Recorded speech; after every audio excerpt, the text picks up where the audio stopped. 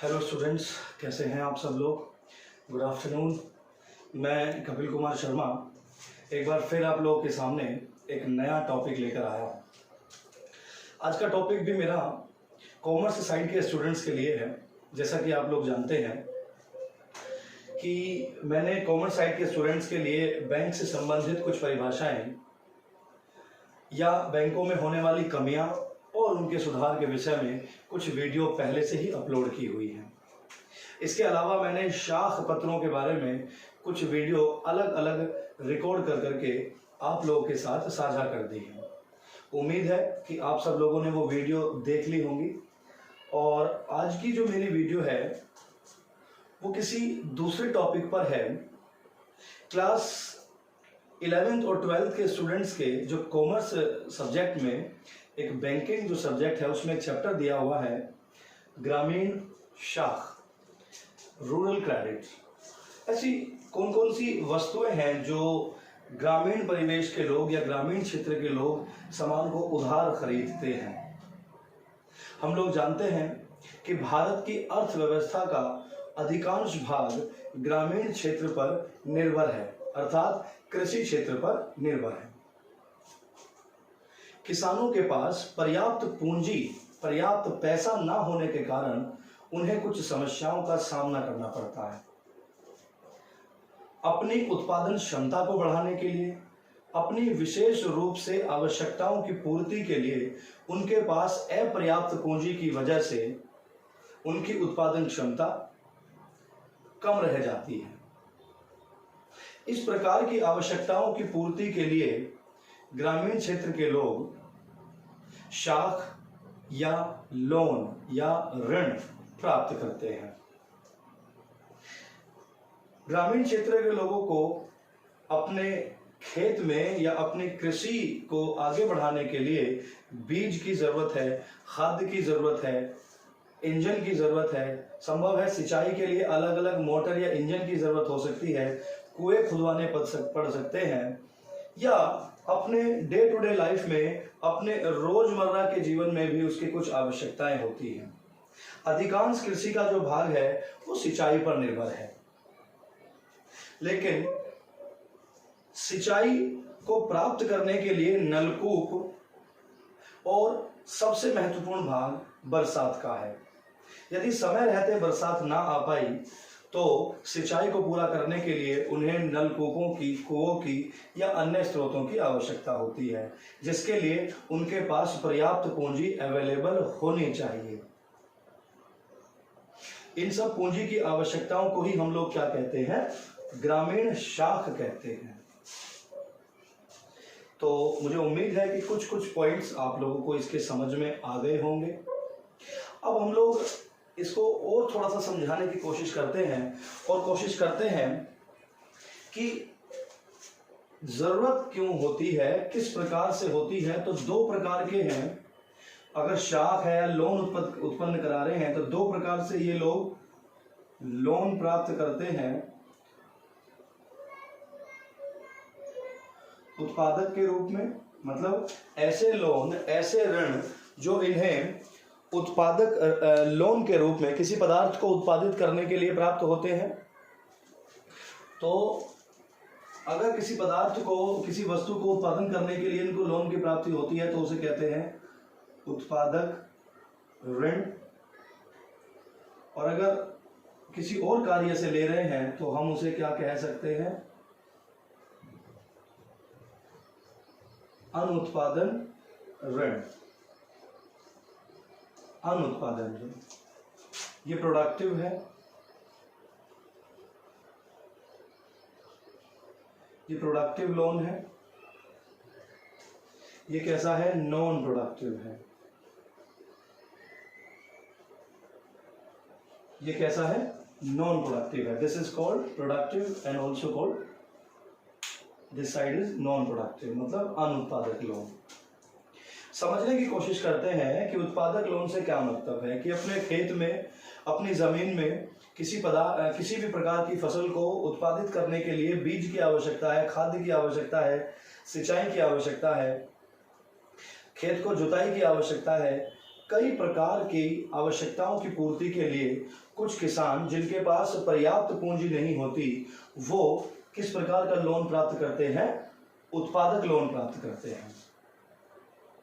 उत्पादक लोन को प्राप्त करने के लिए ये किसी भी विशेष प्रकार के बैंकों से संपर्क करते हैं या अपने ग्रामीण परिवेश में साहूकार या महाजन या व्यापारी लोग जो होते हैं उनसे लोन को प्राप्त करते हैं। अधिकांश किसानों के लिए आजकल सरकार के द्वारा विशेष रूप से कुछ सुविधाएं चलाई गई हैं जिनके लिए सहकारी समितियां बैंकों के द्वारा सहकारी समितियां ग्रामीण परिवेश में खुली रहती हैं या और बैंक भी ग्रामीण क्षेत्रों में जो खुले हुए हैं वो किसानों को उत्पादक जो लोन है वो प्रोवाइड करते हैं। ये लोन कितने प्रकार से मिलते हैं?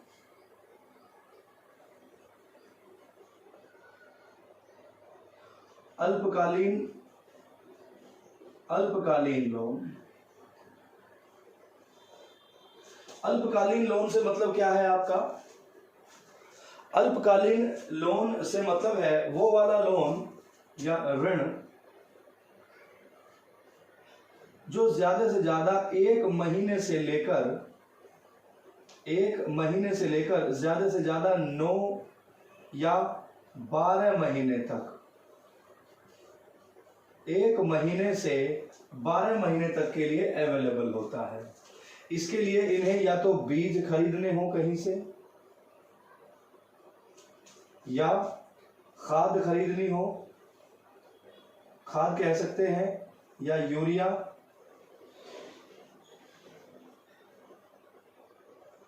सिंचाई कह सकते हैं। कुछ इस प्रकार के कार्यों की पूर्ति के लिए अल्पकालीन जो लोन है उनकी आवश्यकताएं होती हैं।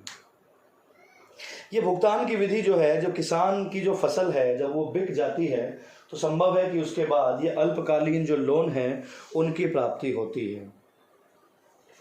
इसके अलावा अल्पकालीन के अलावा जो दूसरी विधि है जिस प्रकार से ये लोन प्राप्त करते हैं बैंकों से वो है मध्यकालीन ऋण। मध्यकालीन मतलब अल्प से ज्यादा, और तीसरा जो है उसको लिख देते हैं, थोड़ा समझने में आसान रहेगा। तीसरा है दीर्घकालीन ऋण। दीर्घकालीन ऋण। मध्यकालीन में क्या होगा कि ज्यादा से ज्यादा 1 वर्ष से और 5 वर्ष तक के लिए लोन की प्राप्ति होती है। इसके लिए या तो ये पशु खरीद रहे हैं कहीं से, या ऐसा मान लीजिए कि कृषि में उपयोग होने वाले यंत्रों की खरीदारी कर रहे हैं। इस प्रकार के कार्यों के लिए जो है बैंक इन किसानों को मध्यकालीन लोन प्रोवाइड कराती है। ऐसे लोन, ऐसी रकम जो 1 वर्ष से लेकर 5 वर्ष तक के लिए इनको प्राप्त होती है। दीर्घकालीन लोन जो होता है वो अधिकतर 5 वर्ष से लेकर और 20 वर्ष तक की अवधि के लिए दिया जाता है। इसके लिए सपोज करें इन्होंने ट्रैक्टर खरीद लिया, ट्रैक्टर व आदि, ट्रैक्टर से संबंधित कुछ और जो कृषि में उपयोग हो रहा हो, या इन्होंने कहीं कुआं खुदवा लिया हो जिससे सिंचाई कर सके, या कहीं अपने लिए जमीन और खरीद रहे हों, ये जमीन थोड़ा सा और बढ़ा रहे हैं, उस कार्य के लिए जो है इस प्रकार के लोन अवेलेबल कराए जाते हैं। तो ग्रामीण क्षेत्र में जो ग्रामीण परिवेश के जो लोग हैं वो 3 प्रकार से लोन प्राप्त करते हैं। वो भी कैसा लोन होना चाहिए? उत्पादक लोन। 3 प्रकार से लोन प्राप्त कर सकते हैं, अल्पकालीन, मध्यकालीन और कैसा? दीर्घकालीन लोन। इस चैप्टर को जब हम धीरे धीरे आगे की तरफ बढ़ाएंगे तो इन शब्दों का आप थोड़ा सा ध्यान रखेंगे। ये जो महीने हैं, ये जो वर्ष हैं, 1-2 पीछे ऊपर हो सकते हैं, ऊपर नीचे वेरी कर सकते हैं। थोड़ा सा अंदाजा लगाया जाता है इन सब चीज़ों के लिए कि ये लोन कितने कितने समय के लिए दिए जाते हैं। तो इसको आप लोग नोट कर लीजिए, मैं आगे से हट जाता हूँ।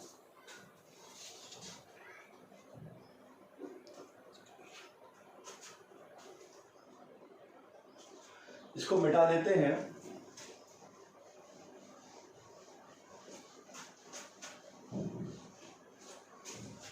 ये अनुत्पादक जो ऋण होता है ये क्या होता है? अनुत्पादक ऐसा लोन या ऐसा पैसा जो किसान लेता है बैंकों से, लेकिन उसका उपयोग जो है वो उत्पादन में नहीं लगाता, किसान की खेती में नहीं लगाता जिससे उसकी उत्पादन क्षमता बढ़ जाए। वो ऐसे कार्यों में लगाता है जैसे घर में किसी की शादी का आयोजन है, इवन मुंडन, घर बनाने के लिए, और घर बनाने के अलावा उसके पास और भी बहुत सारे ऐसे कार्य हैं जो वो अन्न उत्पादक लोन के रूप में प्राप्त करता है। कहां से? बैंकों से प्राप्त करता है। यहां लिख देते हैं अन्य कार्य। अन्य कार्य, अन्य कार्य ऐसे जो किसान से संबंधित है, अन्न उत्पादक लोन प्रोवाइड करते हैं बैंकों की तरफ से। तो दो प्रकार से जो जरूरत होती है किसान को, पैसे की आवश्यकता होती है, दो प्रकार से होती है, उत्पादक क्षेत्र के लिए, अनुत्पादक क्षेत्र के लिए। उत्पादक क्षेत्र में मैंने बता दिया 3 प्रकार के लोन प्राप्त होते हैं, अनुत्पादन में भी प्राप्त होते हैं। ये वाले लोन भी लगभग मध्यकालीन समय के लिए ले सकते हैं, ज़्यादा लंबे समय के लिए इस प्रकार के जो लोन है वो प्राप्त नहीं होते। अब हम यहाँ बात करते हैं सोर्सेस की। सोर्सेस मतलब स्रोत, कि इस प्रकार के जो लोन है वो कहाँ से प्राप्त होते हैं, इस बात को थोड़ा सा ध्यान रखिएगा। यहाँ हम लोग लिख सकते हैं इंस्टीट्यूशनल सोर्सेस, और नंबर 2 है नॉन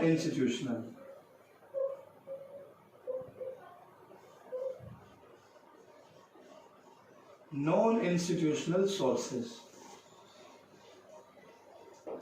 तो 2 प्रकार के हैं, इंस्टीट्यूशनल और नॉन इंस्टीट्यूशनल। इन्हें हम लोग जो बात कर सकते हैं, अगर हिंदी की बात करें तो इन्हें हम लोग यहाँ पे क्या लिख सकते हैं? संस्थागत, और इन्हें क्या लिख सकते हैं? गैर संस्थागत।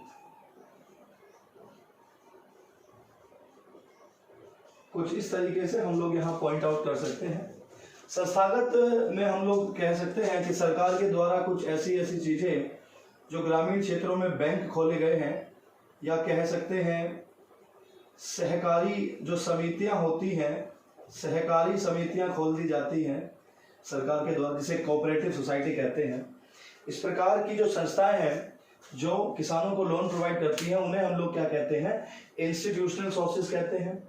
नॉन इंस्टीट्यूशनल में क्या आता है? नॉन इंस्टीट्यूशनल में अपने ग्रामीण में जो महाजन लोग होते हैं, महाजन होते हैं, साहूकार होते हैं या जमींदार होते हैं।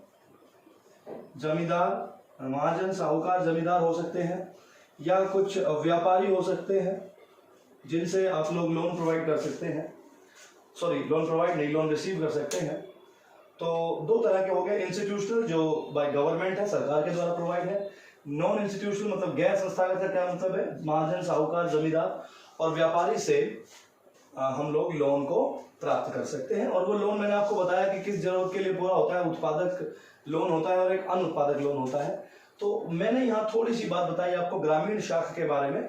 धीरे धीरे इस चैप्टर को, इस पॉइंट्स को जो है हम आगे की तरफ बढ़ाते जाएंगे, और आज की जो वीडियो हमारी यहीं समाप्त होती है। और आगे आने वाली वीडियो को प्राप्त करने के लिए आप हमारे YouTube चैनल ग्रीनफील्ड एकेडमी को लगातार सब्सक्राइब करते रहें, और मैं कोशिश करता रहूँगा कि अच्छी से अच्छी वीडियो या अच्छे से अच्छे टॉपिक को आपको कम समय में समझाने की कोशिश करूँ। नमस्कार।